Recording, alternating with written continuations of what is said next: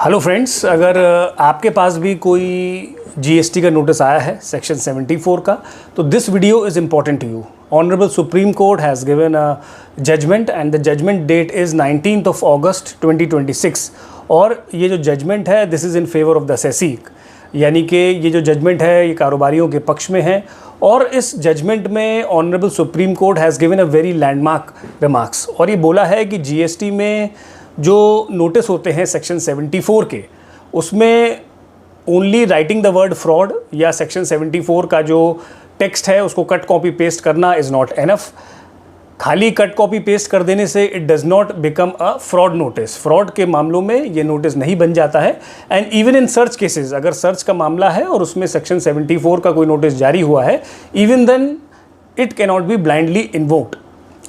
Mentioning of facts and circumstances related to fraud is a mandatory provision. यानी कि कोई भी ऐसी चिट्ठी है सेक्शन 74 की, उसमें धोखाधड़ी का अनुमान कैसे लगाया गया है, अधिकारी को द्वारा या कारोबारी द्वारा कौन से तथ्यों को छुपाया गया है, ये डिपार्टमेंट को कैसे पता चला. तो नोटिस में ये सारी बातों का लिखना और साक्ष्यों को अंकित करना और प्रमाणित करना, यह एक अनिवार्य प्रक्रिया है. And this is held by honourable Supreme court of India.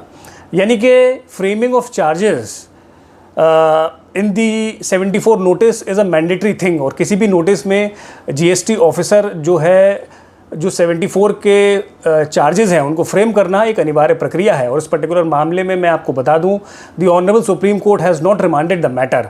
कोई मैटर को रिमांड नहीं किया गया है, और जो पर्टिकुलर वो जो नोटिस था और जो ऑर्डर है सेक्शन 74 का, उसको क्वैश किया गया है, उसको निरस्त किया गया है. तो ये एक इम्पॉर्टेंट एक जजमेंट है. और मैं आपको बता दूं, सेक्शन 74 के नोटिस हैं उसमें एक मिस्चिफ रूल प्ले करता है. और मिस्चिफ रूल ये है कि एज़ वी ऑल नो कि 73 के जो ऑर्डर्स हैं, यानी कि जो नॉन फ्रॉड के ऑर्डर्स हैं, उसमें टाइम लिमिट होती है 3 years. और जो सेक्शन 74 फ्रॉड केस के जो ऑर्डर्स होते हैं उनको पास करने की टाइम लिमिट इज़ 5 years.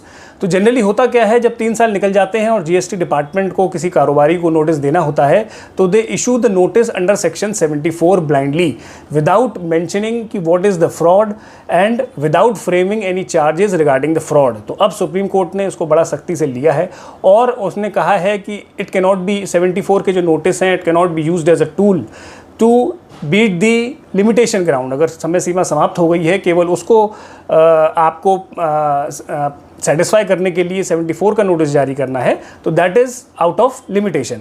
तो कंक्लूजन ये है कि अगर आपका भी ऐसा कोई मामला है और आपको भी सेक्शन 74 का कोई नोटिस मिला है, तो इन दैट केस उसकी आप जांच कर लें. केवल फ्रॉड लिखा होने से